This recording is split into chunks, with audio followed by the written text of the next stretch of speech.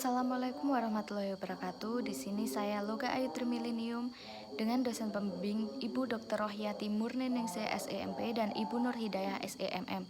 Di sini saya akan mempresentasikan hasil penelitian saya yang berjudul Pengaruh Keputusan Investasi, Keputusan Pendanaan, Kebijakan Dividen dan Tingkat Suku Bunga terhadap Nilai Perusahaan. Studi empiris pada perusahaan makanan dan minuman yang terdaftar di BEI periode 2016 sampai 2020. Latar belakang dari penelitian ini didasarkan dengan tujuan manajemen keuangan, yaitu memaksimumkan nilai perusahaan. Tujuan ini diwujudkan dengan asumsi bahwa pemilik perusahaan atau pemegang saham akan makmur jika kekayaan meningkat. Meningkatnya kekayaan bisa dilihat dari semakin meningkatnya harga saham, maka nilai perusahaan juga akan mengalami peningkatan. Karena itu, nilai perusahaan dianggap sangat penting sebagai indikator melihat tingginya kemakmuran pemegang saham. Riset gap dalam penelitian ini didasari oleh penelitian dari Handayani dan Kurnianingsih 2021 yang menunjukkan bahwa faktor lain yang mempengaruhi nilai perusahaan selain keputusan investasi dan keputusan pendanaan adalah kebijakan dividen. Yang kedua, Firmansyah 2020 menunjukkan bahwa kebijakan dividen berpengaruh positif terhadap nilai perusahaan. Yang ketiga, Utami Putri 2019 menunjukkan bahwa keputusan investasi tidak berpengaruh terhadap nilai perusahaan. Dan yang terakhir, Farida dan Kurnia menunjukkan bahwa tingkat suku bunga tidak berpengaruh secara signifikan terhadap nilai perusahaan.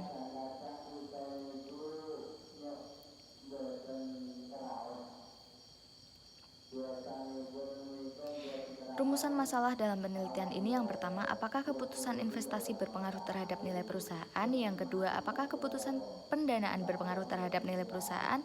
Yang ketiga, apakah kebijakan dividen berpengaruh terhadap nilai perusahaan? Dan yang terakhir, apakah tingkat suku bunga berpengaruh terhadap nilai perusahaan? Tujuan penelitian ini yang pertama menguji dan menganalisis pengaruh keputusan investasi terhadap nilai perusahaan, yang kedua menguji dan menganalisis pengaruh keputusan pendanaan terhadap nilai perusahaan, yang ketiga menguji dan menganalisis pengaruh kebijakan dividen terhadap nilai perusahaan, dan yang keempat menguji dan menganalisis pengaruh tingkat suku bunga terhadap. Teori yang mendasari penelitian ini yaitu signaling theory. Signaling theory ini menjelaskan cara suatu entitas menyampaikan sinyal kepada pemakai laporan keuangan.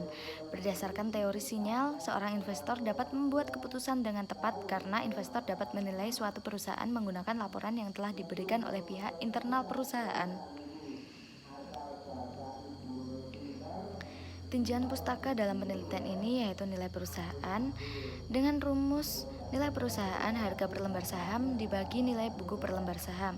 Yang kedua, keputusan investasi dengan rumus harga penutupan saham dibagi dengan laba per lembar saham.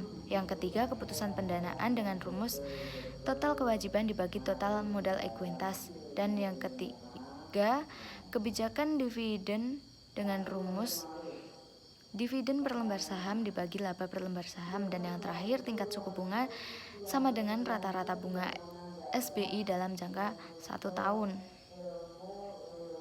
Hipotesis dalam penelitian ini, hipotesis 1, keputusan investasi berpengaruh positif terhadap nilai perusahaan. Hipotesis 2, keputusan pendanaan berpengaruh positif terhadap nilai perusahaan. Hipotesis ketiga, kebijakan dividen berpengaruh positif terhadap nilai perusahaan. Dan hipotesis 4, tingkat suku bunga. Jenis penelitian ini yaitu penelitian kuantitatif menggunakan data sekunder yang diperoleh dari situs www.idx.go.id dengan populasi 28 perusahaan subsektor makanan dan minuman yang terdaftar di BEI dengan sampel berjumlah 12 perusahaan yang memenuhi kriteria dengan pengambilan sampel menggunakan purposive sampling. Alat analisis dalam penelitian ini menggunakan analisis statistik deskriptif, asumsi klasik, dan pengujian hipotesis. Dapat dilihat dari tabel statistik deskriptif bahwa nilai perusahaan dan tingkat suku bunga memiliki variasi data yang tinggi, sedangkan untuk keputusan pendanaan dan kebijakan dividen memiliki tingkat variasi data yang rendah. Untuk hasil uji normalitas, nilai esim signifikan lebih dari 0,05 yang artinya data memiliki distribusi normal.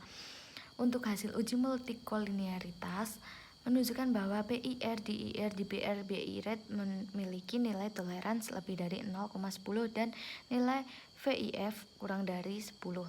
Ya, artinya bahwa data tidak terjadi gejala multikolinearitas antar variabel independen pada model regresi. Hasil uji regresi linear berganda, uji F, uji determinasi, dan uji T menunjukkan nilai R-square sebesar 0,148 yang artinya variabel independen pada penelitian ini mampu menjelaskan dan mempengaruhi variabel dependen sebesar 14,8% dan sisanya dipengaruhi oleh variabel lain di luar penelitian. Nilai F hitung lebih dari F tabel yang artinya model regresi yang dibangun memenuhi kriteria dan layak untuk diteliti. Nilai T hitung lebih dari T tabel yang artinya hipotesis 1 terdukung. Nilai T hitung lebih dari T tabel yang artinya hipotesis 2 itu tidak terdukung. Dan nilai T hitung kurang dari T tabel yang artinya hipotesis 3 tidak terdukung. Dan nilai T hitung T tabel yang artinya hipotesis 4 tidak terdukung. Kesimpulannya, keputusan investasi berpengaruh positif terhadap nilai perusahaan pada perusahaan sektor makanan dan minuman yang terdaftar di BEI. Yang kedua, keputusan pendanaan tidak berpengaruh terhadap nilai perusahaan pada perusahaan makanan minuman yang terdaftar di BEI. Yang ketiga, kebijakan dividen tidak berpengaruh terhadap nilai perusahaan pada perusahaan makanan minuman yang terdaftar di BEI. Dan yang keempat, tingkat suku bunga tidak berpengaruh terhadap nilai perusahaan pada perusahaan makanan dan minuman yang terdaftar di BEI. Keterbatasan dalam penelitian ini hanya menggunakan sampel perusahaan makanan dan minuman saja.